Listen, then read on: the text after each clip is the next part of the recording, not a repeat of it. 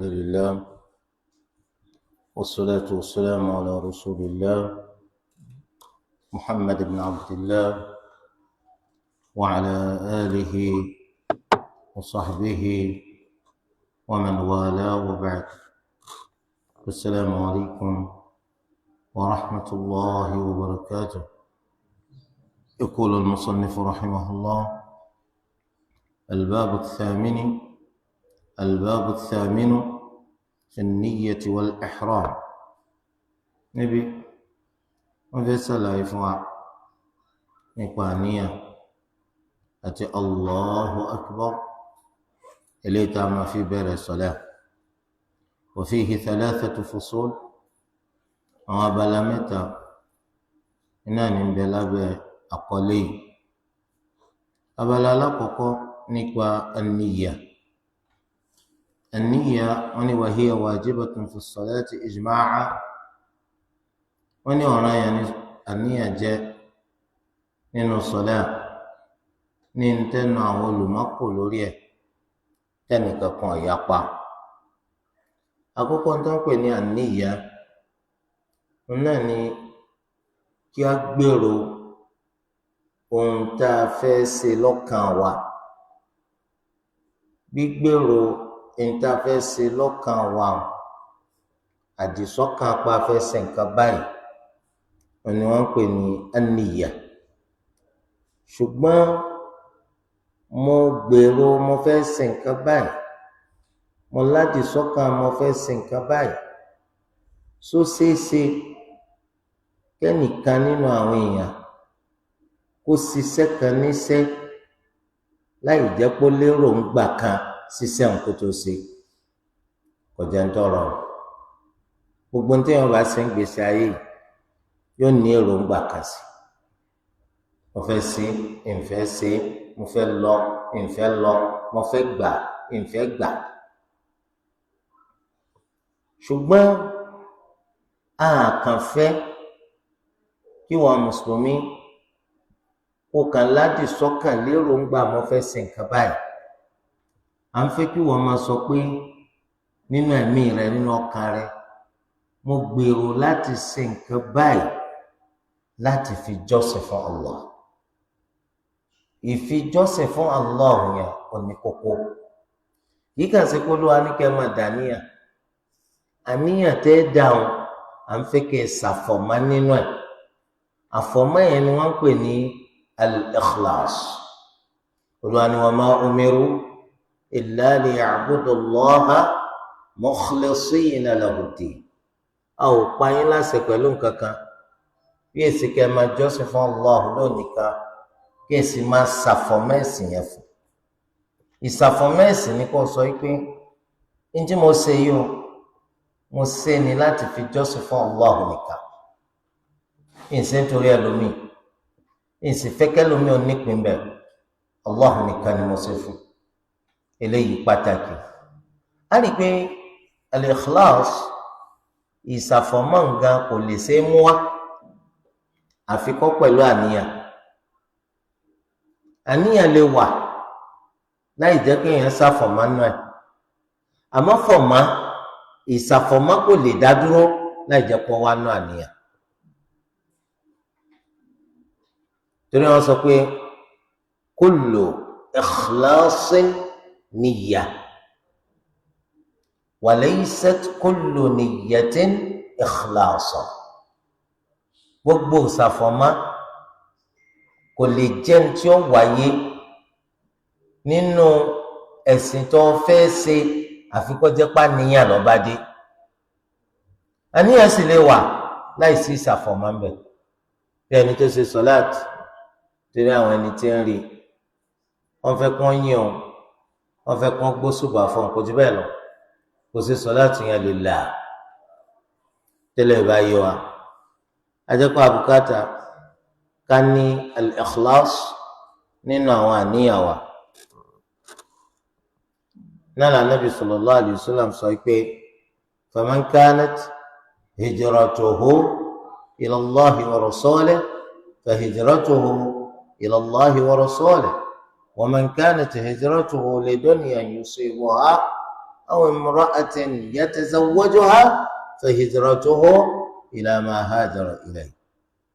Nítorí náà tó bá ṣípò padà kúrò ní Madina wá sí Mẹ́kà lérò pé òun ṣípò padà sálọ bá Allah, òun ṣípò padà sálọ bá Nabi sallallahu alayhi wa sallam, ẹ̀san tí ó gbà ní tẹni tó ṣe hijira lọ sọ́dọ̀ Allah tó sì tún ṣe hijira lọ sọ́dọ̀ Nabi sallallahu alayhi wa sallam. Ṣùgbọ́n ẹni tó bá jẹ́ kó ṣe hijira tiẹ̀ nítorí ilé ayé tó fẹ́ kó jọ àbí nítorí obìnrin kan tó fẹ́ fẹ́, hijira tiẹ̀ náà ẹ̀san rẹ̀ ó ṣe déédéé pẹ̀lú tó ṣe hijira lọ bá. Eléyìí tó túmọ̀ sí wípé àníyàn pàtàkì nínú gbogbo sẹ́tà bá ń ṣe.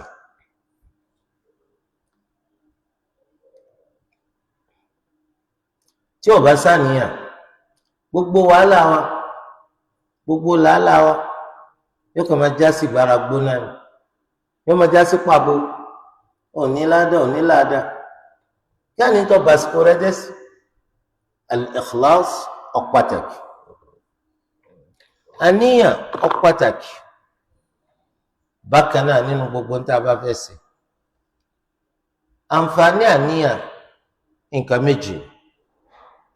Alákọ̀ọ́kọ́, tamyizul ibadati anil aadati,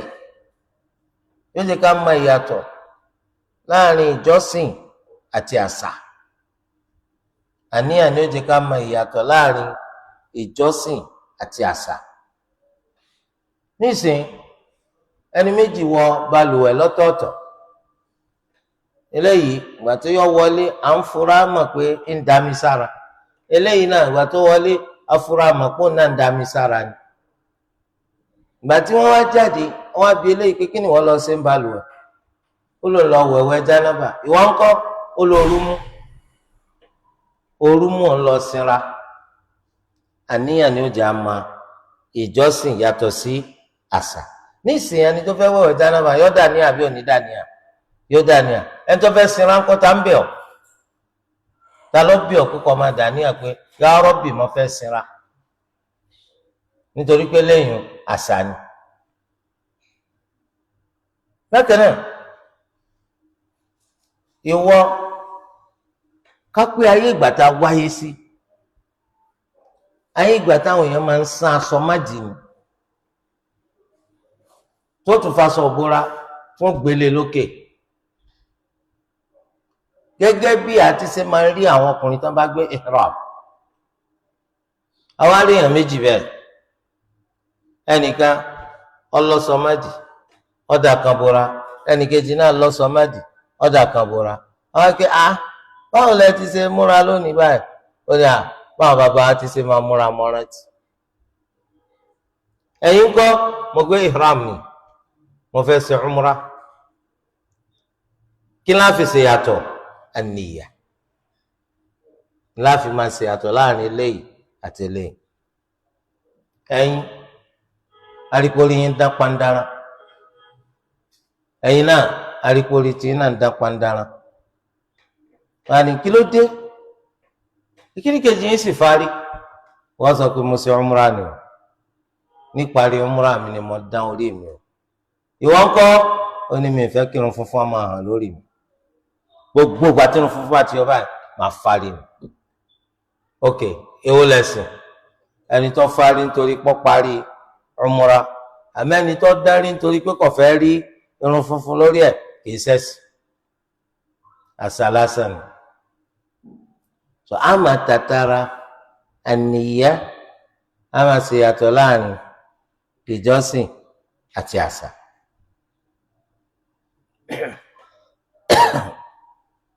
Àǹfààní kejì látara àníyàn láti máa ṣe ìyàtọ̀ láàrin ìjọsìn kan àti ìjọsìn kan. Èèyàn méjì wọ mọ́ṣáláṣí, eléyìí ṣe rákà méjì,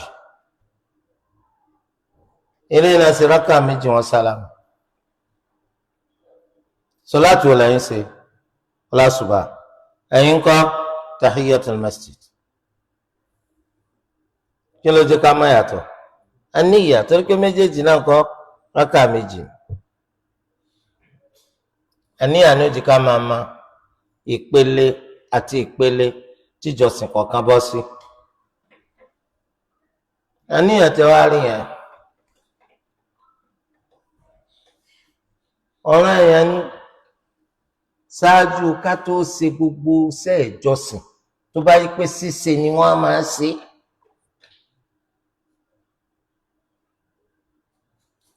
iṣẹ́ ìjọsìn tó yí pé ṣíṣe là á máa ń ṣe ọ̀ràn yẹn ní ká dàníyàn. àmọ́ àwọn iṣẹ́ ìjọsìn tó ṣe pé pípatì là máa ń patì kò bùkátà nìyà. torí tí a bá wo àdìsí Ànábì sallallahu alaihi wasallam ó ní innamal a'malu binniyat. ìtumọ̀ rẹ̀ àwọn iṣẹ́ wọn ò ní jẹ́ ń tó lálàáfíà àfi pẹ̀lú àwọn àníyàn. àwọn iṣẹ́ wọn ò ní jẹ́ ń tó lálàáfíà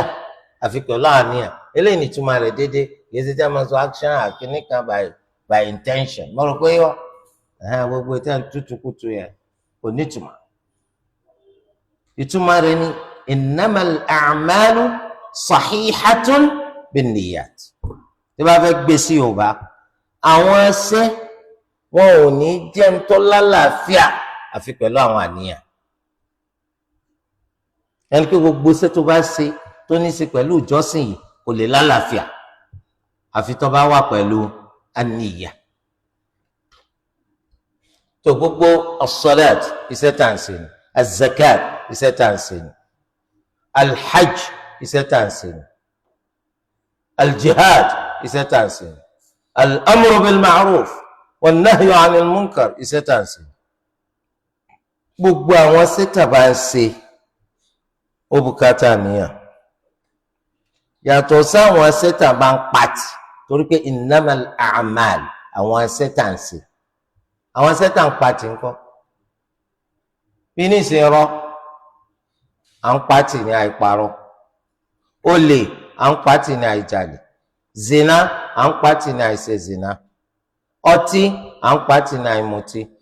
ẹ̀gàn à ń pàtì ní àkèépẹ̀gàn, ẹbọ à ń pàtì ní àwọn àkèéfì nǹkan sọ̀rọ̀ ogún pẹ̀lú Allah.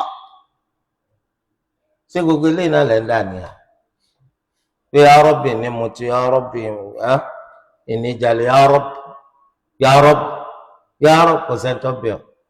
tó wọ́n ní ń tà ń pàtì kò bùkátà nìyẹn torí pé tí wọ́n bá tọrọ ká dà níyàn fún gbogbo ń tà pàtì náà kò ní rọgbọ. mélòó lẹ́rántí lẹ́gbẹ̀ẹ́ iye tẹ́ ẹ̀ ní rántí. síbẹ̀síbẹ̀ à ń ran kan kí Allah san wá lẹ́san lórí ipá máa ṣe àwọn àìdáhùn. kó san wá lẹ́san àmutí, kó san wá lẹ́san àjálè, kó san wá lẹ́san àṣezìná, kó san wá lẹ́san àṣẹbọ, kó san wá lẹ́san àsorun wájú pọ̀ mọ́tì pàkọ́. eléyìí ò bùkátà àníyàn. akramakumullah lábẹ́ rẹ̀ náà ni tẹ́ bá tọ̀ tẹ́ bá yàgbẹ́ ẹ tàbà sẹ́mi dàníyàn pé ya Rabbi wọ́n dàníyàn pé wọ́n fẹ́ tàbà tó bá dán owó dá lásìjù kò sẹ́ni tọ́bẹ̀ ọ́ òun náà ń bẹ́ẹ̀ nù ń ta pàtì tí ó bùkátà níyàn nǹkan tá a pàtì kán ló ń bùkátà níyàn sáàmù nǹkan kan pípàtì là máa ń pọ̀ náà tì àmọ́ tó bá dàníyàn ò ní as-siyam onìkan ní ń tá a pàtì tí ń bùkátà níyà torí kí ni wọ́n pè ní siyam ẹ sọ pé ká jìnnà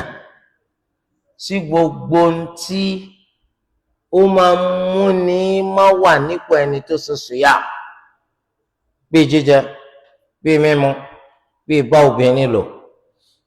àbí bí bọ́kùnrin lò láti ìgbà tí àlùfájàrí òdodo bá ti yọ títí tí oòrùn fi wọ̀ bi niyyati taqarrubi ila Allah pẹ̀lú àníyàn pé mo ṣe bẹ́ẹ̀ mo fẹ́ fi súnmọ́ Allah tó o bá dàníyàn tó o jẹun tó o dàníyàn tó o mu tó o dàníyàn tó o súnmọ́ obìnrin látàárọ̀ títí di alẹ́ ọkàn gbára gbóná lásán ni kò sí ládàá bẹ́ẹ̀ ni kò sí ládàá. torí as-siyam onìkan ní tá à ń pàtì tó bùkátà àníyà tẹ́lẹ̀ báyìí wa ọ̀sùnyàmù tá àníyàn tá à ń sọ yìí ààyè rẹ̀ òun náà lọ́kàn àṣírí ni láàrin ẹ̀dá àtẹlẹ́dà ọkàn rẹ̀ làníyàn rẹ̀ wà níṣẹ́ tí wọ́n bá fẹ́ tó bá fẹ́ kákíó ní sọ̀látù dhuhr àti sọ̀látù asr rákà mẹ́rin mẹ́rin yìí gbogbo ẹ̀ pátá ló ti kákíó ṣùgbọ́n àná kà jẹ́ẹ́jẹ́ rákà kejì kẹta ti sọ̀látù ìṣà àti rákà kẹta ti sọ̀látù maghrib ó tún kákíó ń bẹ̀ àmọ́ jẹ́ẹ́jẹ́ fatiha nìkan. àmọ́ báwo ni jẹ́ẹ́jẹ́ gan jẹ́ẹ́jẹ́ òun náà ni káhán rẹ kó máa mì ètè rẹ kó máa gbọ̀n eléyìí àmọ́ láì jẹ́ pé nítorí ń sọ ìwọ gan bunra rẹ gbọ́ á ń bòsibọ́sí ẹni tó àlẹ́gbẹ̀ẹ́ rẹ̀ ṣùgbọ́n ahọ́n rẹ mì ètè rẹ náà ń gbọ̀n. alhamdulillahi rabbil alamin arrahmanir rahim maliki yawmiddin ọmọ ká jẹ́ẹ́jẹ́ tẹ́nìkan kọ́ ní gbọ́ ìgbà yẹn láti pọ̀ ká kí olórí sọ láti o ahọ́n rẹ̀ omi ètè orí ọgbọ̀n ọkàn dákẹ́ ni ọkàn ṣe sà Allahu akbar à ń tan rẹ̀ dànù Allahu akbar tó wí náà ó ṣe wí sọ́kàn kí ló dé tó sọ Allahu akbar ó wí ọ náà sọ́kàn ni kó lè bá a dájú pé olódò gidi ni ọ. tí wọ́n bá ní wọ́n wí nǹkan jẹ́jẹ́ ìtumọ̀ rẹ̀ ni pé wọ́n sọ ní sísọ lódodo wọn kà gbóhùn sókè ni. àníyá ò gbọ́dọ̀ sọ rárá ò gbọ́dọ̀ wí rárá. èyí tó túmọ̀ sí pé jẹ́jẹ́ gan tó bá wí ó ti ṣẹ̀. nǹkan àníyá ń tó gbàlérò nǹkan tó jì sọ́kàn báwo ni tí mo gbà lérò tí mo dì sọ́kàn ó sì gbọ́dọ̀ dín tí mo sọ jáde tó bá ti sọ jáde ó ti kúrò ní mo gbà lérò ó ti kúrò ní mo dì sọ́kàn ó ti di mo fi lórí ahọ́n torí ẹ̀ la sọ pé wat-talaffudhu bin-niyyati bid'ah kó o wí àníyàn jáde báyìí àdádálẹ̀ nǹkan àṣírí ni láàrin wa àti ẹlẹ́dàá rẹ̀ torí ẹ̀ ẹ̀yọ́ àdẹ́kùn rẹ̀ níta ẹ̀ máa ṣe tẹ́kọ̀ gbogbo àníyàn yín pátá làṣírí rẹ̀ ti tú. nawaitu salata kìnnìkan tí ó tẹ̀wọ́ báyìí bí ìgbà tí ń kó nǹkan dà bẹ́ẹ̀ nawaitu salata kìnnìkan ìlà abilé ìmáàmì ta'abbudan lillahi ta'ala tẹ́sán níyànjú àbí irọ́ burúkú. bẹ́ẹ̀ náà lọ́kàn sálọ àlá nawaitu àbí òye wa ewu lẹ́sìn bàbá. wọ́n sẹ́kù sórí àwọn bàbá náà wọ́n ti ń yí padà èwo wá ń ti wọ́ níjọ́ wá bí ọ wá dìde lórí odò onú tó tẹ́wọ́ mọ́sálásí kí náà wáyé tó ẹ̀kú náà wáyé tó bá ọ. ó túmọ̀ sí pé nínú ọkàn wa mọ́ọ̀kàn nínú wọn ń pè lánìyàn má sí ọkàn rẹ kò gbọ́dọ̀ jáde lórí ahọ́n rẹ àṣírí ni láàrin wọ àti Allah. ìgbà wọn làmọ́ á dà nìyà ṣé ìgbà tó bá wọn fẹ́ máa ń tá a fẹ́ ṣe sọ́kàn wa ṣé bùkátà wà pé ká máa sọ́kàn wa lédè kan pàtó kò sí tó fi wá gbọdọ̀ jẹ́ pé èdè lárúbáwá ló fi dàníyàn lọ́kàn rẹ kò sákọọ́lẹ̀ rẹ̀. Islam rọrùn wọ́n sá ti ní àdìsọ́kàn tó fẹ́ ṣeun lédè tó gbọ́ dáadáa. nǹkan mẹ́rin ọjọ́ pé kàràǹbà ní èdè tó gbọ́ náà ló ń lọ sọ ẹni tí èsè ń lọ fẹ́ ṣe. ìwọ́n mọ̀ lọ́kàn rẹ pé wọ́n fẹ́ wẹ̀wẹ̀ jánábà láti gbé ẹ̀gbin ńlá kúrò lára mi kí n fi jọ́sìn fún Allah ọmọ bẹ́ẹ̀ lọ́kàn rẹ ahọ́n rẹ ò gbọ́dọ̀ rú yẹ ò gbọ́dọ̀ wí jáde. so eléyìí ni wọ́n ń pè ní an-niyya. akramakumullah àwọn tí àwọn ọmọ kankan pa ẹ̀sìn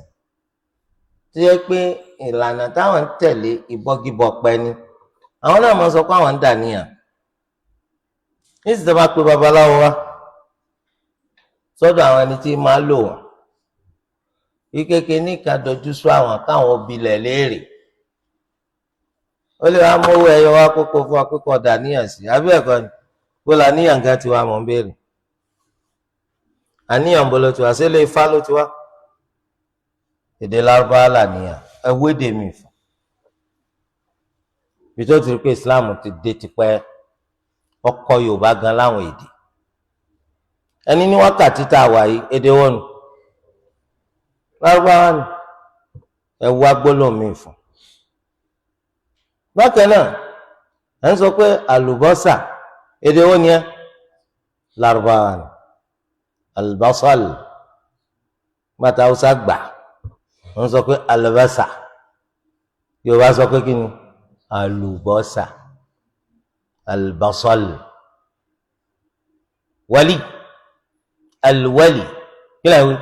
wọlí èdè lárúbáwá èdè lárúbáwá ẹ mọ lẹfẹ tura yín sí mẹ so nítorí ẹ èdè lárúbáwá ó ti wà ṣáájú gbogbo kúfúrú wọ̀nyẹn àwọn Yorùbá yá ń bẹ kéde wọn tún lè fẹ̀ àwọn gbólóhùn kan wà tí a yá lédè lárúbáwá àti ìrí gbólóhùn fún lédè Yorùbá àwa wí tán tapá kaka lórí rọ onígi àtẹpẹ ni wọn fẹ́ bọkú ò dá nǹkan mà akramakumullah ó lé ẹ̀sìn àjòjì ní Islam àbí èyí wa ẹ̀sìn àjòjì tó ń wí hùn bó làwọn baba ńlá wa ṣe yá èdè lọ́dọ̀ rẹ̀ àbẹ́ẹ̀ rí bẹ́ẹ̀ bó wọn ṣe yá èdè lò lọ́dọ̀ rẹ̀ tọ́ eléyìí jẹba àwọn akramakumullah ìgbà wo la máa dàníyà àsìkò tó máa ń dàníyà ni téèyàn bá ti bẹ̀rẹ̀ ìjọsìn téèyàn fẹ́ dàníyà fún níṣà fẹ́ dàníyà fálọ̀ àlà gbàwó làlù àlà bẹ̀rẹ̀ wọ́n bí yìí ni gbàwó làlù àlà yín bẹ̀rẹ̀ sígbà tó kó ń létọ̀ lọ mọ́ṣáláṣí làlù àlà rẹ̀ bẹ̀rẹ̀ ó sì ti sàlù àlà àbígbà tó fẹ́ bẹ̀rẹ̀ sí fọwọ́ gbàwó làlù àlà bẹ̀rẹ̀ gbàtí èèyàn fẹ́ bẹ̀rẹ̀ sí fọwọ́ àti wọ́n bá ti gbọ́ òfin ṣẹ̀ríà yìí wọn náà máa ń tó bá ṣe déédéé àti tí ò ṣe déédéé àwọn kà nínú tírà Màlìkíyà àwọn sọ pé ibi tó ti dàníyàn gangan fálù àlá ìní tó bá fẹ́ bọ́jú ọwọ́ tá a fọ̀ ẹnu tá a yọ omi tá a fa omi imú tá a fa omi sí tá a tún fẹ́ jáde eléyìí àní tí dàní àlùwàlà àwọn sọ pé ara kí lélẹ́yìn ṣé ara àgbára gbóná lélẹ́yìn àbá àlùwàlà àwọn sọ pé dìgbà tá a bá tó fẹ́ bọ́jú àwọn sì mọ̀ ká àlùwàlà bẹ̀rẹ̀ pẹ̀lú kíni ká fọwọ́ ajá pé bolẹ́fà ní àti yín sí kẹ́ ẹ tó bẹ̀rẹ̀ sí fọwọ́ ní kíá tó yẹ kí tó bá ti ń dàníyàn tẹ́ ọ bẹ̀rẹ̀ sí fọwọ́ ni a fẹ́ dàníyàn fún sọ̀lẹ́ à gbàwó ládàníyàn nígbà tá a bá fẹ́ ṣe takbiratul ihram kìí ṣe qama bàtà bá fẹ́ ṣe Allahu akbar ti bẹ̀rẹ̀ pẹ̀lú Allahu akbar yẹn làníyàn wà Allahu akbar yẹn òní ọ̀pẹ̀ sí àníyàn díẹ̀ kò gbọ́dọ̀ wá ṣáájú àníyàn tó bá ti wá ṣáájú àníyàn ò ní sọ̀lá nítorí pé táwọn máa fi bẹ̀rẹ̀ sọ̀lá ó ti wí kó tó dà níyàn sọ̀lá eléyìí jẹba àwọn sọ pé ńgbà tó ti kú òǹlé ó ti dà níyàn kó ń lọ ṣe sọ̀lá tì ní kò bùkátà tó bá dé mọ́ṣáláṣí kò tún dà níyàn mọ́ tó ṣe déédé kò ṣe déédé o ọ̀ ń tan rẹ̀ dànù ò ń ṣe àṣegbára gbóná kì í ṣèjọ́sìn lọ sí nítorí pé ìgbà tí wọ́n máa ń má níyàn wá ó ní ìgbà tí ìjọsìn yẹn ó bá bẹ̀rẹ̀ tí ìjọsìn ti bẹ̀rẹ̀ ńgbà tó ń bọ̀ títì ìjọsìn wo ló ń ṣe ńgbà tó ń bọ̀ títì eléyìí ń jẹba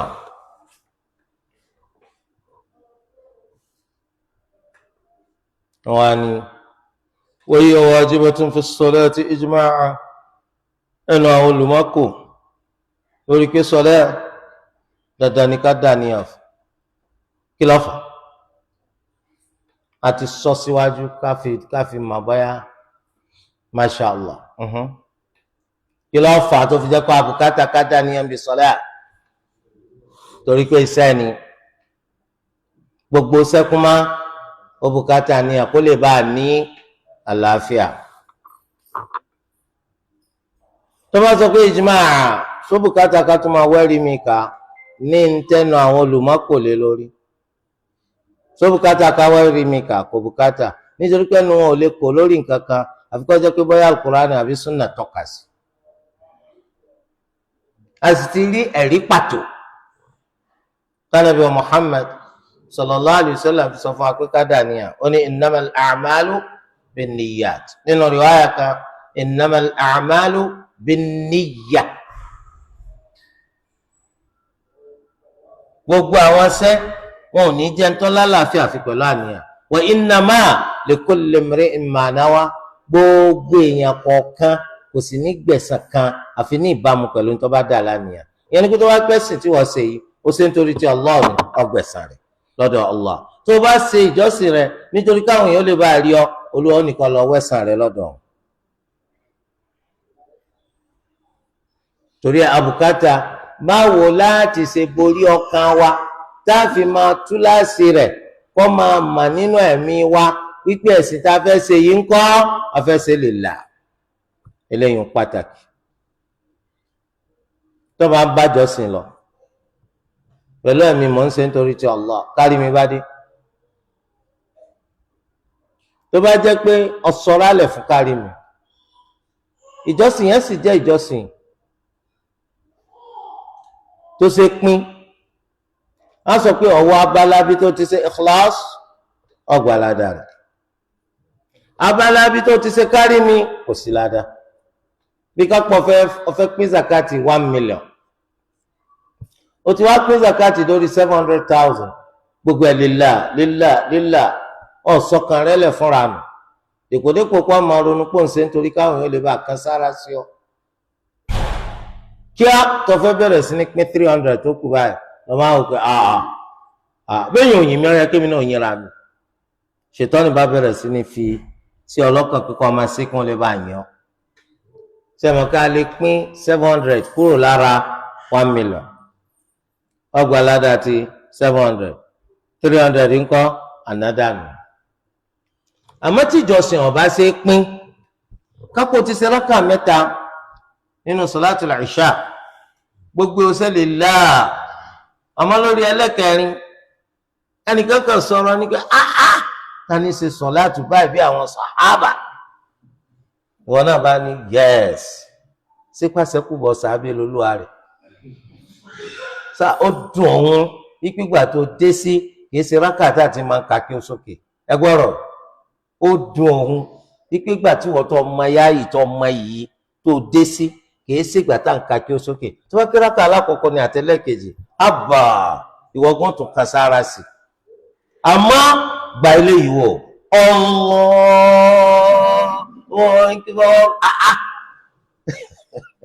sọ wọn kò ti sọ ọ́rálẹ̀ fún ṣètọ́ nìyẹn sísọ láti ṣe pín táwọn pé rákà alákọ̀ọ́kọ́ ni rákà ẹlẹ́kejì ó ní rákà ẹlẹ́kẹta ó ní àmẹ́lẹ́kẹrin ní fẹ́lẹ́ ọba sọ láti ò ṣe pín ọ̀kan bàjẹ́ ó ti kó bá gbogbo mẹ́tẹ̀ẹ̀ta yòókù torí ẹ̀ ká kíyè sára jàmá tí yóò bá ara àlùjánnà wọ̀ ọ̀la yóò gbìyànjú gan torí pé ní tó lè kọ dín ní èèyàn láti ra àlùjánnà wọ̀ ó ti pọ̀ jù ní tó lè jẹ́ kéèyàn ra àlùjánnà wọ̀ kọ̀rẹ́ẹ̀nì àwọn nǹkan tó ṣe pé pè fún àkíyèsí ni ní gbogbo ìgbà tí wọ́n máa pàkíyèsí rẹ̀ pé mọ́sán àsìpèyè mọ́sán àsùngbàgbéra ọ̀rọ̀ ọ̀run bó ṣe ń wò torí ẹ̀ àgbọ̀dọ̀ sọ̀rọ̀ alẹ̀ lópin ìgbà tó máa ń fẹ́ káwọn ń tà ń ṣe lẹ́sìn kó máa jẹ́ àtẹ́wọ́gbà tọ́ wal kamalu an yastash'ira al-musalli al-iman wọ́n lè tọ́ dájú oníkẹ́ni tí wọ́n ń ṣe sọ́lá yàtọ̀ sípò dàníyàn nínú gbogbo sọ́láàtì rẹ̀ yẹn kó o máa rántí ìgbàgbọ́ òdodo kó o máa wò pé onígbàgbọ́ òdodo ni ọ́ ìgbàgbọ́ òdodo rẹ̀ ò gbọ́dọ̀ yà ọ́ gbogbo ìgbà ló gbọ́dọ̀ máa wà pẹ̀lú ẹ̀ ó gba Allah gbọ́ ó gba àwọn màláíkà rẹ̀ gbọ́ ó gba àwọn aránṣẹ́ rẹ̀ gbọ́ ó gba àwọn tírà rẹ̀ gbọ́ onígbàgbọ́ sọ́jọ́ kẹ́yìn bẹ́ẹ̀ náà ló nígbàgbọ́ sí kádàrá rere rẹ̀ àti aburú rẹ̀ eléyìí ó yẹ kó máa wà pẹ̀lú wa ní gbogbo ìgbà ká sì tún ní ẹ̀mí pé yàtọ̀ sí padà níyàn sọ́lá ká lẹ́mí pé àtúndàníyàn pé à ń ṣẹ̀sìn yìí as-salatu yìí nítorí pé a fẹ́ tàtàrà rẹ̀ wá àti súnmọ́ Allah eléyìí ni wọ́n ń pè ní al-ikhlas òun náà ní tó bá ti sọnù tó padà di pé kárí mi wọ̀ ìmọ̀ bẹ́ẹ̀ sì jẹ́ èèyàn gbọ́dọ̀ ní al-ikhlas nínú ìjọsìn rẹ̀ pé mò ń ṣe nítorí ti Allah wa ya'taqidu wujubaha kó sì jẹ́ pé ó ní ẹ̀mí rẹ̀ pé ọ̀ranyàn ni sọ̀láàtì tó bá jọ́ranyàn ọ̀ranyàn ni sọ̀láàtì tó bá jọ́ranyàn wa ada'aha fi dhalika al-yawm kó sì tún dà níyàn nínú àníyàn rẹ̀ pé ó fẹ́ ṣe sọ̀láàtì lákòókò rẹ̀ ni gbàtó sọ pé sọ̀láàtì dhuhr tó ní ńlọfẹ́ ṣe sọ̀láàtì dhuhr sì pé méjì ó wá dà níyàn pé àkókò rẹ̀ ni mò ń ṣe san gbèsè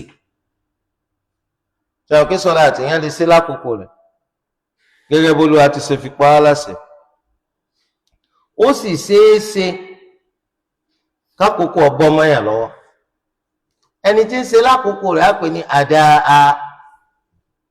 ẹni tí ń san gbèsè rẹ̀ ńkọ́ ọ̀dọ́a wọn ló tún fi sínú àníyàn rẹ̀ ìyẹn ni pé ọ̀dà àníyàn rẹ̀ pé ó fẹ́ ṣe sọ̀láàtì tọ́jú ọ̀ranyàn àsùbà tó bá pa àkókò rẹ̀ àdáa lákòókò rẹ̀. àwọn fuqaha kọyàn pé wọ́n sọ pé nawaitu kìíní àwọn ọmọ fún ọ ní àwọn principles tó lò ní ìwádà ní ọpọlọ yẹn ní sọláàtì tó bá jọ kan náà sọláàtì márùn ó sì dá níyàn pé sọláàtù tọjọ́ òní àsùbá tọjọ́ òní iná lọ fẹ́ ṣe wa yu'ayyinuha ó ṣàfihàn sọláàtì tó fẹ́ ṣe lẹ́sìn pé mọ̀dání àti ṣe sọláàtì lè jẹ́ as-subh sọláàtì lè jẹ́ az-zuhr sọláàtì lè jẹ́ al-'asr sọláàtì lè jẹ́ al-maghrib sọláàtì sì lè jẹ́ al-'isha wàá ṣàfihàn rẹ̀ eléyìí ní ta'yin ó lọ́rọ̀ anábì tó sọ pé wa innama likulli imri'in ma nawa àwọn olùmọ̀ sọ pé innamal a'malu binniyat òun ń tọ́ka sí pé ìpìlẹ̀ pé gbogbo sẹ́ta bá ṣe gbọ́dọ̀ láníyàn ṣùgbọ́n wa innama likulli imri'in ma nawa gbogbo tẹ́bà dà lánìyàn ẹ ṣe àyọkúrò rẹ̀ ẹ ṣàfihàn rẹ̀ yóò yé wa kí sí kúmọ̀ kọfẹ́ ṣe sọ̀lá tó wo sọ̀lá tó subh sọ̀lá tó dhuhr sọ̀lá tó asr sọ̀lá tó maghrib sọ̀lá tó isha Allahumma jù ọ lọ ṣùgbọ́n ó ṣàfihàn náà lànà sọ pé wa innama likulli imri'in ma nawa gbogbo eléyìí sì ń ṣe déédéé ṣùgbọ́n àfọ̀ní tíra wa tẹ̀síwájú wọ́n ní wọ́n yẹ́nu wí adada raka'atiha wọ́n lẹ́tọ̀ sọ pé sọ̀láàtì báyìí rákà mẹ́rin ni mo fẹ́ ṣe sọ̀láàtì báyìí rákà mẹ́ta ni mo fẹ́ ṣe sọ̀láàtì báyìí rákà méjì mo fẹ́ ṣe eléyìí ọ̀lẹ́rì kò lẹ́rì àṣejù tí ń bá bọ̀ nù tó bá lọ gbàgbé àṣùbà rákà méjì onírákà mẹ́fà sẹ́wọ̀n kí sọ̀láàtì ń kí ló ṣe àníyàn rẹ̀ ti bàjẹ́ wọn àbùkátà kó o ṣàfihàn lórí iye rákà bákan náà wọ́n ní wa yarwi al-imamata wal-ma'mumiyya ọ̀dà ní ọ̀pẹ́ mi ní imam àbí kọ́ ọ̀dà ní ọ̀pẹ́ máàmú ni mí mò ń ṣe sọ̀láàtì yẹn iqtida'an bil imami wal-infirad ó tún dá ní ẹ̀mí mò ń dá sí nukọ̀dà ní ọ̀pẹ́ imam ni ọ́ máàmú tàbí ẹni tí ń dá sọláàtì sí àwọn nǹkan ti pọ̀ ẹnìkan dàníyàn yìí rákà á sọ pé wọ́n gbàgbé láti pé kó sọjọ́ tó bá jẹ́ wọ́n tún gbàgbé láti pé kó fi déètì kún mo rò pé yé wa àìrò ẹ̀ la fáwọn kan sí ló sì fẹ́ nìkan mọ́sálásí ànábì sallallahu alaihi wasallam tí bá sọ pé bídà ní kó sọ àníyàn jáde wọ́n á ń dà ní ọ̀gbìn náà wáyé salata dhuhri fil masjid an-nabawi kí ni mọ́sálásí ànábì láti fẹ́ ṣe salatu dhuhr àfáwa ni ó tí ì dárúkọ pé ìmáàmù al-Hudhayfi oní ó ṣe ìmáàmù kó sì fi déètì sí ó wá gbójú àfáwọn òkú ọba gbé gbogbo ètò tó kalẹ̀ nígbà tí nǹkan ọba ti pé ó yẹ ká fi yọ pé ẹ tún fi ọkọ ìmáàmù kún tẹsí má gbàgbé sọ déètì tòní kí màlẹ́kọ̀ọ́ lè máa ń táwọn ọkọ̀ ọlẹ̀ irọ́ lásán eléyìí túmọ̀ sí àbùkátà rẹ̀ débẹ̀ yẹn ó ti tó kọ̀dà ní àpò wọn fẹ́ sọ sọ̀látù dhuhr lẹ́yìn imam sọ̀látù dhuhr ní imam sọ̀látù dhuhr lẹ́ni tí ń dà sí ó ti tó òbùkátà pípọ̀ abádébí ké dápọ̀ òní ọjọ́ àtìní déètì tòní kápẹ́ 27 ní lóṣù al-Muharram wọ́n bá ní 24 kí ni kí màlẹ́kọ̀ kọ̀ kò sẹ́ni tó bẹ̀ ọ́ ok tó bá ní ká máa wo títí jọ́ pé lè máàmù tí máa ń ṣe sọ̀láàtì fún tẹ̀lé ẹ̀ mà ìmáàmù Ghazali ni lónìí ìmáàmù tuntun lẹ rí sẹ́yà béèrè pé kí ló kọ́ tí yín náà rí kó tó di kó ẹsẹ̀ Allahu Akbar lókù ni lókù báwo àtà ló bẹ̀ ọ́ pé kò fọ́kọ rẹ̀ sí wa hakadha Allahu ọ̀bẹ̀ ń gbogbo eléyìí tọ́ furu'un arba'a wọ́n ní àwọn ìdájọ́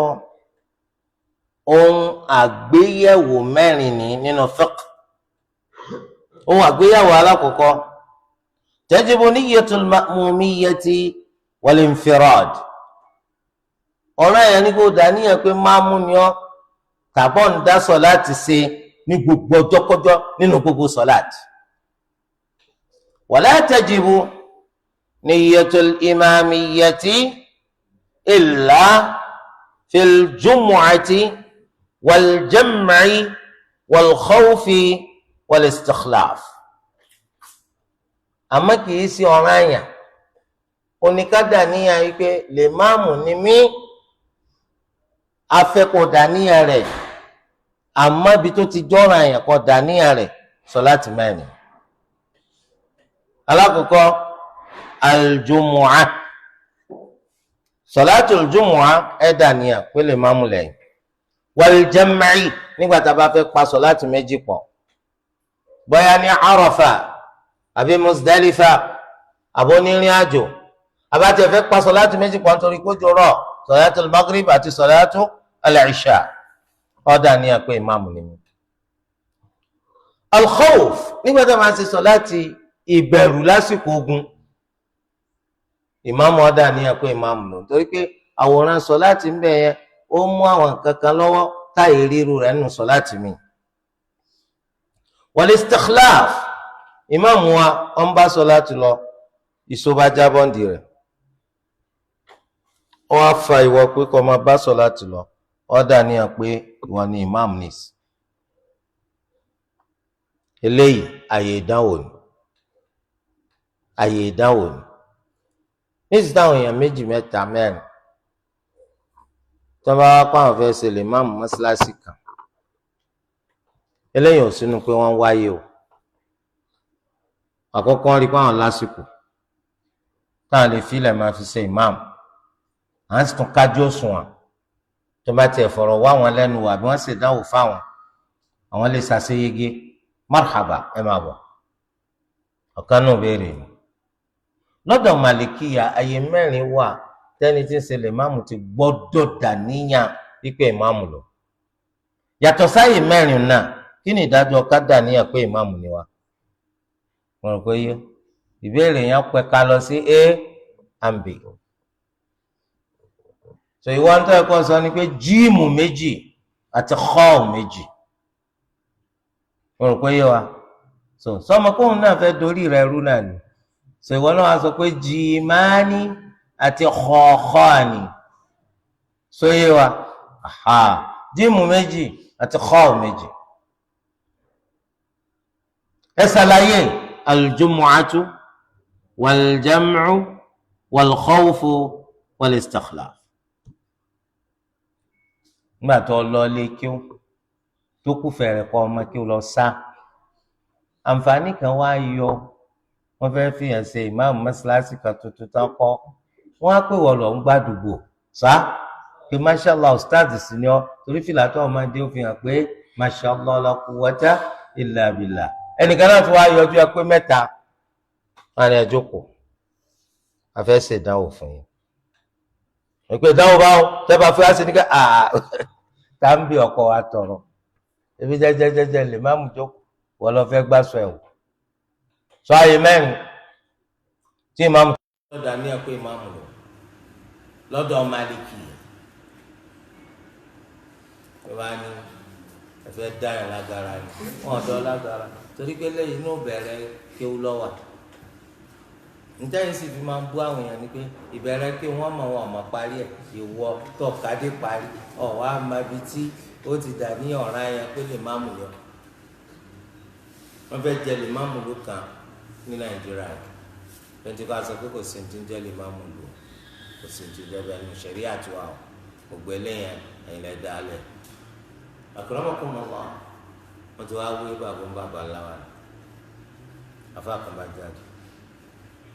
bàbá ní kẹtọ wí láwa ni oníbèrè fún bàbá gbogbo olú ti péjọ ẹ dárúkọ ayé mẹ́rin eléyìí tó ti jẹ ọ̀ràn pé kí imam kódà níyà pé imam lọ kọrẹ ni tó fẹ́ẹ̀ kó àwọn ará lè imam wọ́n fẹ́ bọ opportunity tiwa jẹ́ wọn ò sí bẹ́ẹ̀ béèrè bá nílẹ̀ yìí wọ́n á fẹ́ bọ opportunity wa jẹ́ wọ́n mọ̀ pé bàbá tí wọ́n fẹ́ ti ṣe lè bá mu kájú ẹ̀ bàbá kan ní jìmáàní àti xọ́ọ̀ánì ọkọ̀kọ̀ dànkarú fún àfàtò béèrè òun náà kókò yìí o òun ni jíìmù méjì òun ni xọ́ọ̀ méjì wọ́n á túmọ̀ rẹ̀ pẹ̀lú bó ṣe wà ní tíra tó dáa kéèyàn ṣe ìmáàmù káyé rẹ̀ bá ṣòfò àmọ́ dáa jùlọ pé kéèyàn ní mànà torí tí ọba jẹ́ ìsọkúsọ ọlọ́kàn máa sọ ìwíkúwìí lọ́mọ àwọn wọ́n mọ̀ sí garagara kábí ìgbà tó ń ṣe tíátà tó gbogbo eléyìí wọ́n bùkátà ìmọ̀lẹ́wà ìmọ̀ lẹ́yìn náà yára rí i pé Nàìjíríà ti wà wọ́n máa sáré fẹ́sílẹ̀ máa ń fẹ́sílẹ̀ wọn ṣé lè láì ṣébi torí sàrà yìí náà àbí lè láì kì í ṣe lè láì torí ẹ̀ àbùkátà ká wá mà torí ẹ̀ la sọ pé ọmọ kọ́ wá mà nítorí ti Allah kí ló fi mà yẹn ṣe fílẹ̀ fún Allah Allah ni wọ́n padà gbé ọ lọ bí tó ti lò má rẹ̀ o wọ́n mẹ́jọ jẹ́ pé láti jọ́ tó ti bẹ̀rẹ̀ sí wá mọ́ wọ́n fẹ́ ti gbá wọ́n fẹ́ dà ó á sọ pé ò ní ikhlas Allah tún lè má gbé ọdún nìkan kán mẹ́ tọ́kàdí sóoróyè tẹ́mẹ́tì Yorùbá pè ní sóoróyè tó yẹ kú òní débẹ̀ so torí pé sìn lélẹ́yìí wọ́n kọ́ mà kí mò ń yọ fìyókù lẹ̀ fún ta ni Allahu azza wa jalla tí Allah bá fẹ́ kó débì kan kò sẹ́ni tó lè ní kó má débẹ̀ ó wá dá kó débẹ̀ pẹ̀lú kó nírinṣẹ́ ẹni sẹ́ni ti fi ọ̀sẹ̀ lè máa mú lọ́wọ́ àgbẹ̀tìrọ̀ àpọ̀ fẹ́ kọ́ kí ó nílé gbé wá mọ̀ tó bá tiẹ̀ gbé wá kan abẹ́ agbádá ló fi sí tó bá wá gbé tírà sábẹ́ agbádá ìmàrè ò ní hàn torí pé ńgbà tí wọn náà ń kọ kí ló ń fi ń kọ ìtìjú ìmàrè ò ní wúlò fún kìí sì ṣe nǹkan kan ní oníjó lè gbé tírà lọ́wọ́ àfi nítorí páyé náà ni wọ́n ń wá kí ni kí lọ já mọ́ ṣé wọ́n fi ọjọ́ lè má mú aṣọ di kí ni kí lọ já mọ́ olódò ní ọ ọlọ́kọ́ mà nǹkan tí èèyàn bá mọ ọjọ́ agbára yẹn lọ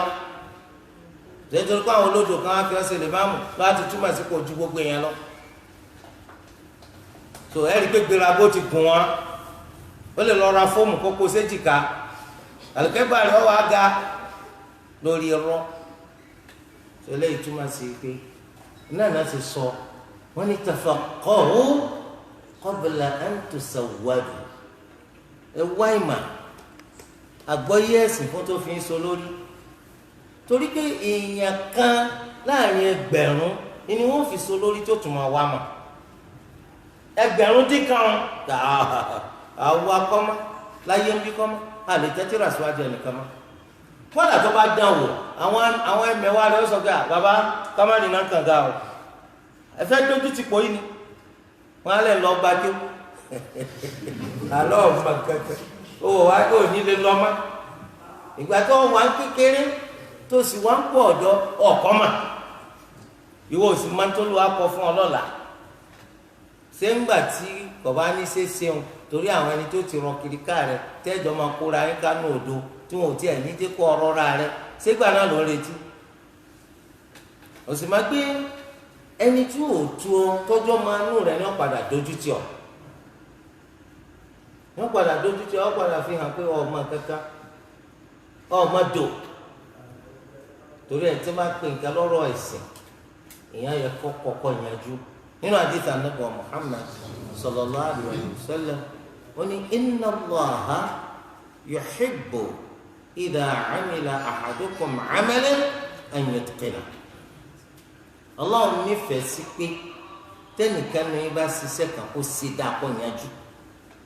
ìmọ̀lẹ́kọ̀ ẹ̀kọ́ kọ́ yanjú ẹ má fi sun pé mo fẹ́ digbá mo fẹ́ dà o ẹ lákùn ẹ wá nítorí ti Allah ẹ̀yẹn filẹ̀ Allah ò ní gbé ọ débi tó bá fẹ́ ní dáadáa sórí ńgbà tí wọ́n ti fi sun bí ká kíní kan mọ́ lé kíní ó lè farabalẹ̀ kọ́ dáadáa yóò yẹ ọ dáadáa ìgbà tó ti sẹ́ pé torí ti Allah ló ṣe kọ́ kò ní fi ọ lẹ̀ tó eléyìí pàtàkì jàmá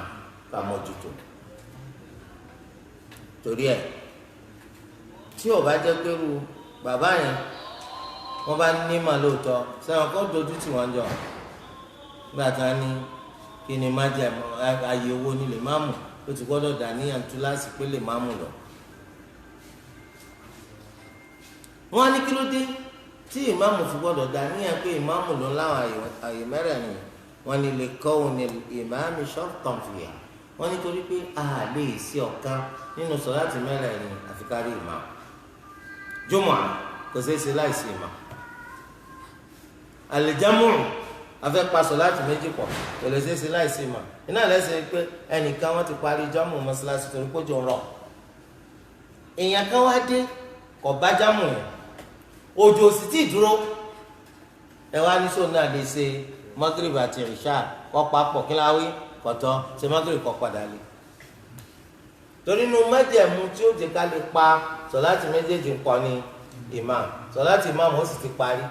àwọn ti dìde wọ́n ti lọ kí wọ́n á lápè wọ́n al-munfarid ẹni tí ń dá sọ̀láàtì ṣe sọ̀láàtì ká pa sọ̀láàtì méjì pọ̀ kò sí fún ẹni tí ń dá sọ̀láàtì ṣe àyàfi tó ní tìǹ bá jẹ́ onírìn àjò onírìn àjò lè pa Maghrib àti ìṣá ìpọ̀ adh-dhuhr àti asr kọ́ papọ̀ àǹfààní wa wà ní kápá àwọn kọtìrà àwọn afẹ́ sọ àwọn ààyè tó ti jẹ́ ọ̀ràn fún ìmáàmù kọ́dà níyàn pé ìmáàmù lọ àti wá kọ àwọn ààyè mẹ́rin inú nǹkan tí kíkọ àwọn ṣíṣe àwọn tírà tó ní í ṣe pẹ̀lú òfin ṣẹ̀ríyà láyé òde òní tó fi gbọ́dọ̀ yàtọ̀ sí ti tẹ́lẹ̀ onípàwọn àléébù kan wà ní àwọn tírà ti tẹ́lẹ̀ tí àwa ti sin gbọ́dọ̀ ṣọ́ra fún nínú àwọn àléébù yẹn ni pé àwọn kan máa ń sọ̀rọ̀ wọn ì mẹ́rin wa àwọn máa sọ̀rọ̀ torí pé ọ̀rọ̀ tó ń sọ yẹn wọ́n mú látara àwọn tírà ẹni tó ti síwájú wọn ni àwọn sì ń wòye pé nígbà tẹni tó síwájú wa kò sọ̀rọ̀ yẹn kọ́ mẹ́rin wa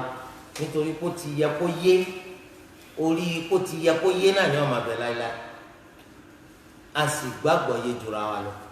yìí ṣe gbogbo èèyàn ní wọn kàn ká nǹkan kan nínú tírà tí wọn máa ń tọ́ fàtà fi wí bẹ́ẹ̀ àfi kẹ́ ẹ sojú abẹ́kù kẹ́ ẹ sọ pẹ́ẹ́lí rẹ̀ ni kẹ́ tí wọ́n mẹ́rin wá kò tuntun ọ̀nà tá a gbà lo ẹ̀rí yìí ni ṣùgbọ́n tá a bá dẹjú àrímú nínú tírà àwọn àfáà yìí dọ̀nà bẹ́ẹ̀ ni ó lè má dàbí tàwọn màdáìbù mi ní ìsìmàlìkìyà wọ́n lè má dàbí tàwọn aṣ-Ṣafi'iyya àti Hanabila aṣ-Ṣafi'iyya àti Hanabila gbogbo táwọn bá mú wá nínú àwọn tírà fiqh wọn tẹ̀lítẹ̀lí ni gbogbo bí tẹ́lí bá wà bóyá nínú al-Qur'an àbí sunnah àbí qiyas àbí yòówù tó lè jẹ ẹ̀rí kan mọ́ wa ó jẹ́ pé fiqh tí wọn kọ́ rọrùn gan ó jẹ́ kí ọ̀rọ̀ wọn kó hàn gan kò síbẹ̀ lọ́dọ̀ Màlìkíyà ọ̀pọ̀lọpọ̀ tírà lọ́dọ̀ Màlìkíyà wọ́n kàn máa ń sọ̀rọ̀ ní wọn ní mẹ́rin wa torí ẹ̀ lọ́ọ́ ṣe ṣe àwọn tírà kan táwọn wá yàtọ̀ ẹ bá ṣe rí al-Qadi Abdul Wahhab al-Baghdadi rahimahullah bàbá yìí olùmọ̀lá gidigidi ni wàláhi olùmọ̀lá gidigidi wọ́n kọ tírà kan fún wa at-Tasheel níbi tí wọ́n ti ṣe sharhu ar-Risalatu al-Fiqhiyya ti Ibn Abi Zayd al-Qayrawani wọ́n wá ní tírà yìí ti tóbi jù wọ́n wá bá wa gé sí kúkúrú nínú tírà míì tí wọ́n wá kọ tán pè ní al-Ma'una al-Ma'una yẹn òun bẹ́ẹ̀ nù ìdí méjì níláńlá Allahu Akbar gbogbo ntá aláàrí ní tírà Màlìkíyà ń bẹ́ẹ̀ nù tírà ẹ̀yin náà lè rà á ó ti wà ní Nàìjíríà bí wọ́n ń tà al-Ma'una gbogbo tí bàbá ìbáwí ọ̀sẹ̀ rẹ̀ ó fún fíkò Màlìkíyà láǹfààní kó náà lè gbérí nítorí pé ẹ̀rí ló lọ́rọ̀ ẹ̀sìn ọkàn ni máa ń sọ òfin kọ́ mọ́ mẹ́rin rẹ̀ wá fọ́mọ tí ń kẹ́kọ̀ọ́ kó yé bàbá ìtàn akọtìrà rẹ̀ wọ́n pè ní al-Ishraf fi masail al-khilaf ọ̀nà tó jẹ́ ìdí méjì ògidì ẹ̀rí náà bákan náà atúndí àwọn ẹni tó tún kọ tírà máa ń gẹ́gẹ́ bí al-Maziri nínú tírà rẹ̀ tó ṣe sharh at-Talqin oúnjẹ ti al-Qadi Abdul Wahhab al-Baghdadi tàwíwọn tó kọ tírà al-Ma'una àti tírà al-Ishraf al-Maziri ọ̀nà wa ṣe sọ́rù tírà bàbá yìí ni táǹpẹ̀ ní at-Talqin ọ̀nà ọmọdútó ká mẹ́rin wà mẹ́. bákan náà àní al-Imam al-Qarafi rahimahullah olùmọ̀nlá gidigidi tẹ́kí kọ̀ wọ́pọ̀ káwọn màmá oríru wọn bí ó ní tírà kan tó jẹ́ ó lágbára nínú fiqhul Maliki ad-Dakhira ìdí bíi mẹ́tàlá omi kan tẹ̀jáde ìdí mẹ́wàá ad-Dakhira yìí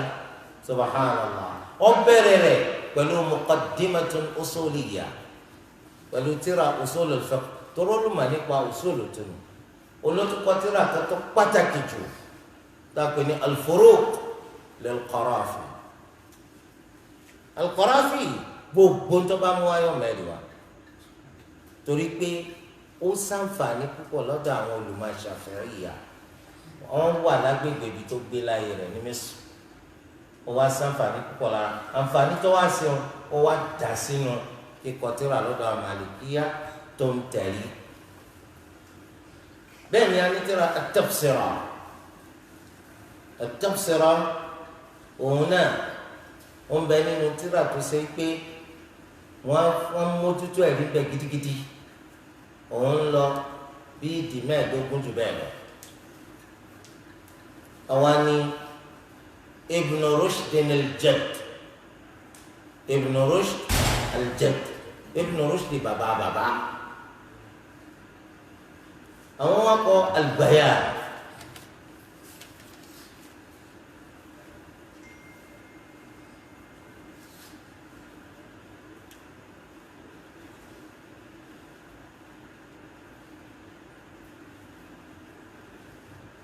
wọ́n kọ tírà al-Bayan wat-Tahsin, al-Bayan wat-Tahsin talọkọ Ibn Rushd al-Jadd ẹfukun bẹ́ẹ̀. Ibn Rushd méjì ló wà, Ibn Rushd al-Hafid, Ibn Rushd ọmọ bàbá rẹ̀ ńlọkọ al-Bayan wat-Tahsin ilé ìmọ̀ nílé wọn. ó tilẹ̀ jẹ́ pé Ibn Rushd òun tún ní ibi tó tún yà lọ́tọ̀ bá kọ́kọ́rọ́ bẹ̀yìn ajá jẹ́. Ibn Rushd kékeré yìí táyé pé kọ́kọ́rọ́ bẹ̀yìn ajá jẹ́ wà ní ọ̀rọ̀ rẹ̀. àwọn ni wọ́n kọ Bidayatul Mujtahid wa Nihayatul Muqtasid tán láwọn mú jáde láti inú tírà tá a dárúkọ lọ́sẹ̀ tó kọjá al-Istidhkar ti al-Imam Ibn Abdul Barr. jawari Ibn Rushd al-Jadd ọkọ̀ tírà al-Bayan wat-Tahsin ọ̀n lọ bí ìdí ogún láti ṣàlàyé àwọn nǹkan tí ò yé nínú al-Mudawwana. ẹ̀rí ń bẹ́ẹ̀ tó pọ̀, ẹ̀rí ń bẹ́ẹ̀ tó pọ̀. tó alhamdulillah téèyàn bá ń bú fíkì àwọn Màlìkí aláàbò wọn lẹ́rìí ọ̀wádìí dáadáa. tíra kan tó wà wọ́n pè ní Mawahibul Jalil, Mawahib al-Jalil fi adillati Khalil, Mawahibul الجليل في أدلة خليل. wọ́n ṣe láti sọ àwọn ẹ̀rí fiqh tó wà nínú Mukhtasar Khalil. sẹ́wọ̀n pé ní ìgbẹ̀yìn ayé àwọn Màlìkí ò ní tírà tí wọ́n ń ṣe ṣọ́rùbù tí gbogbo oníwọ́n ń ṣe ṣọ́rùbù tẹ́lẹ̀yìn náà ṣe àlàyé bíi Mukhtasar Khalil ibn Ishaq. wọ́n wá ṣe tírà kan ìdí púpọ̀ ni kí lè rí Khalil lórí gbogbo fíkì tọ̀sán. alhamdulillah ó túmọ̀ sí pé ó lè jẹ́ pé àwọn tírà tó pọ̀ jù lọ́dọ̀ Màlìkíyà pẹ̀lẹ́rì tí wọ́n máa ń sọ pẹ̀lú ẹ̀, àmọ́ àwọn tírà wà tó ń dárúkọ ẹ̀rí tó ń ti bá àwọn tírà náà sọ ẹ̀rí. nítòfà tí mo fi sọ gbogbo eléyẹn ẹ bá mi wò bí. wọ́n sọ pé wala tajibu niyyatul imamiyyati illa fil jumu'ati wal jam'i wal khawfi wal istikhlaf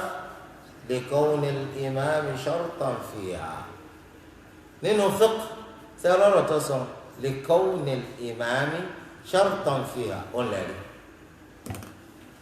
nínú fiqh òun lẹ́rìí kò bùkátà kan sọ pé qala Allahu ta'ala nínú sura báyìí qala Rasulullah sallallahu nínú hadith tí Tirmidhi gbà kò bùkátà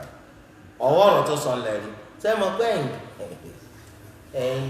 gbàgbé pé ẹlòmíkà lè ṣe bẹ́ẹ̀ pé ẹ̀mẹ́rin wa ní kitabu sunnah fún kẹtẹ sọ àbí ẹ̀kọ́ ni tẹ́ ẹ̀ bá ti lè mẹ́rin wa ní kitabu sunnah ó mọ̀ pé fẹ́ẹ́ yín lẹ̀ sọ nítorí pé kọ̀ọ̀kọ́ mà kọ̀ máa ń tán pè ní mà mo rò pé yé wa ṣé gbogbo nǹkan ní kitabu sunnah sọ torí ẹ̀ làwọn olùmọ̀ sọ pé adillatul kitabi was sunnati mahsura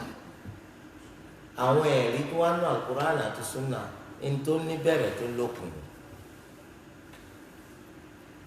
àwọn ìṣẹ̀lẹ̀ tí sì ń ṣẹlẹ̀ lójoojúmọ́ kò lópin àwọn afẹ́fin tó ní òdiwọ̀n sì dájọ́ fún tí ò lódiwọ̀n sẹ́wọ́n ká mọ̀ pé Al-Qur'an bẹ̀rẹ̀ pẹ̀lú suratu Al-Fatiha ó parí pẹ̀lú suratu Nas àwọn àdìsá nàbí àmọ́ yìí wọ́n pọ̀ gan o àmọ́ àwọn ètò wà lápọ̀lẹ̀ àmọ́ wọn.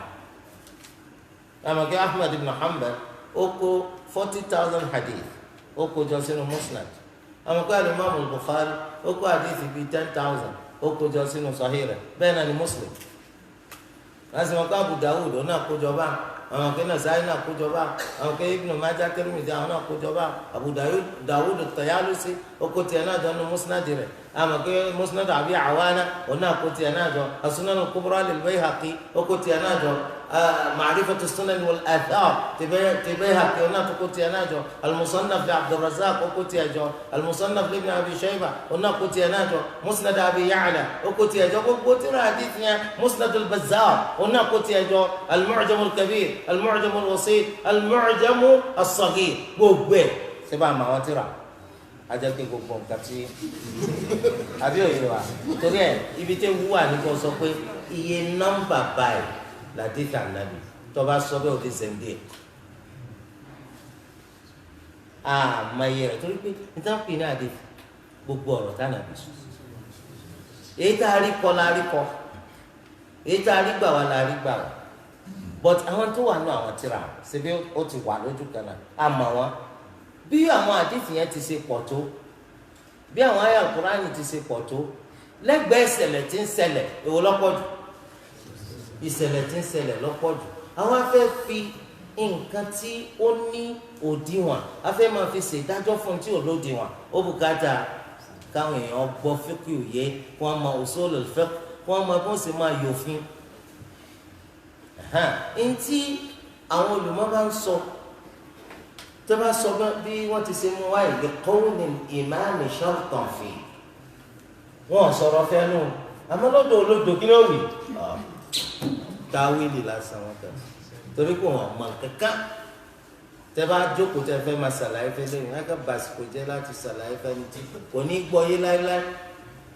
tó eléyìí túmọ̀ bó ṣe wà náà tó bá yípa tó fẹ́ wá ẹ̀rí tó tọ́ka sí ọ̀rọ̀ yìí náà á rí inú àdé ṣùgbọ́n tó bá la fẹ́ ṣàlàyé rẹ̀ fún gbogbo èèyàn ọ̀rọ̀ tá a bá sọ kẹ́yìn kò ní jọ rántí ìta àkọ́kọ́ sọ torí pé gbogbo ọ̀dà lórí wú torí ẹni tí bá ń kọ̀wé fiqh wọ́n máa ní farabalẹ̀ tó bá fẹ́ sí tíra fiqh wọ́n ní farabalẹ̀ tó wọ́n pé ọ̀tún kọjá pé mọ̀ kàkàkà wọn lẹ́rìí kan ẹ̀rí ni torí pé láàm tó ti mú wa ta'liliyya láàm tá a fẹ́ fi sọ ìtorí kíni nínú òfin ṣẹ̀rí àkùmá ìtorí kíni ẹ̀rí ni kí ló fà tó fi rí bẹ́ẹ̀ èsì tó bá fọ̀ ẹ̀rí ni wọ́n ń pè tó nítorí délé yìí ó túmọ̀ sí wípé àbùkátà ìfaradà àti ìfarabalẹ̀ wa zada ibn rushd al-janaiz wọ́n ní ibn rushdi al-hafid àṣẹdárúkọ rẹ̀ kò jìnnà ibn rushdi ọmọ òun sọ pé àyè márùn ni ìyẹn ni pé al-jumu'ah àti al-jam'i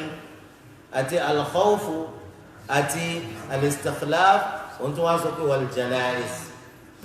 ìgbẹ́ni tí ó bá ṣe ìmáàmù ní sọ̀láàtù janaza ọ̀ràn yẹn ni kó dà níyàn pé ìmáàmù lọ yà ìta dùn ún lọ bẹ́ẹ̀ ni lọ́kàn al-far'u ath-thani wọ́n ní wọ́n ṣe ìyapa nípa pé sáádà níyà iye rákà sọ̀láàtì tá a fẹ́ ṣe àbá àdídá nìyẹn àmà tẹ̀síwájú ń jọ mi abẹ́ Allah azza wa jalla kó fún alágbọ̀nyé tó péye nínú ẹ̀sìn wa wọ́n ràn wá lọ láti máa fa àwọn pẹ̀tà àmà gbọ́yé sí wa eléyìí yóò máa tọ́ka sí pé àbùkátà bá wà mọ́ àsìbùkátà bá wà dáadáa ẹ̀kọ́ ìsìn dandan ní ká kọ́ pa rẹ̀ pàápàá jùlọ nítorí ṣe pẹ̀lú nítaàfilẹ̀ máa jọ́sìn fún Allah bí Allah ti ṣe fẹ́ kí ẹsẹ̀ ká kọ́ súkẹ́súkẹ́ ká máa tara dà àgbọ̀dọ̀ kọ́ dáadáa nínú àwọn tíra iná ní tíra kankan pé ní Tahdhibul Masalik Tahdhibul Masalik fil intisar li madhhab Malik ti Fandalawi tíra ìdá ọ̀dà nípa pé òun wá nípa comparative jurisprudence studies ṣùgbọ́n ibi tó dá sí ọ̀nà làwọn ẹ̀rí ṣùgbọ́n òun ṣe láti sọ pé gbogbo ní táwọn èèyàn ya pa sí Imam Malik lórí ẹ̀ Imam Malik náà ní sáńsì déédéé ni eléyìí ìjàjàngbé láti wọ̀ yóò kó àwọn ẹ̀rí wá láyé yìí tó ní rí inú tíra mi láti fi sọ pé Imam Malik sẹ́ ọ̀rọ̀ rẹ̀ ò sí rọ́ dànù tíra yẹn dáa tábà wúru àwọn tíra kan kọ́ bí rẹ̀ ọ̀tá wọn yọ bí Al-Hawi ti al-Imam al-Mawardi ní al-Madhhab al-Shafi'i tábà wò sí Tahdhib al-Masaliki àbá Tahdhib al-Masaliki iwájú lójúgun gbèdé eléyìí túmọ̀ sí pé àtibá àtibí àbùkátà káwámà àsìbùkátà káwámà ní àfojúsùn pé ìmọ̀ táwọn àwọn afáyé pàápàá jùlọ ìmọ̀ ẹ̀sìn ìyẹn máa wá mẹ́sìn láti gba ìmọ̀ kan kúrò lára rẹ̀ kí Ọlọ́run lè máa lò náà sábàbí láti gbà mí kúrò lára ẹlòmíì ká máa ṣe bẹ́ẹ̀ láti wá ojú Allah olùwàkọ́ràn wa lọ́wọ́. سبحانك اللهم وبحمدك أشهد أن لا إله إلا أنت أستغفرك وأتوب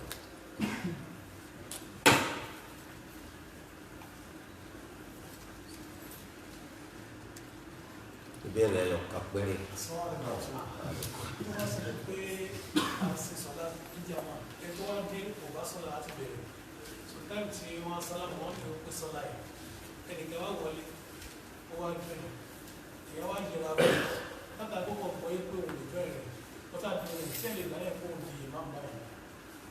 Abẹ́rẹ́ lọ́nà olùmọ̀tán èèyàn lè di ìmáàmù bẹ́ẹ̀ èèyàn dà ní ẹ̀kọ́ ìdí ìmáàmù ṣùgbọ́n tó dáa jù náà ní pé ìgbà tẹ̀yìn ga lára tẹ̀tì báràkà kan lẹ́yìn ìmáàmù tí ìmáàmù bá ti sálámù ẹ̀ dìde yóò wá rọṣẹ̀ lẹ́yìn bẹ́ẹ̀ lómi òde tẹ́fù jọ ṣe jàmá torí pé èèyàn bá sọ̀lá rárá lẹ́yìn ìmáàmù pẹ̀lú wa láǹfààní pé ẹ̀ ṣe sọ̀lá ẹ̀ tó gbalada jàmá tó bá rọṣẹ̀ díẹ̀ nìkan kẹjọ ṣe jàmá yóò ti dájú. وتتوب على يوم سبحانك اللهم وبحمدك أشهد أن لا إله إلا أنت أستغفرك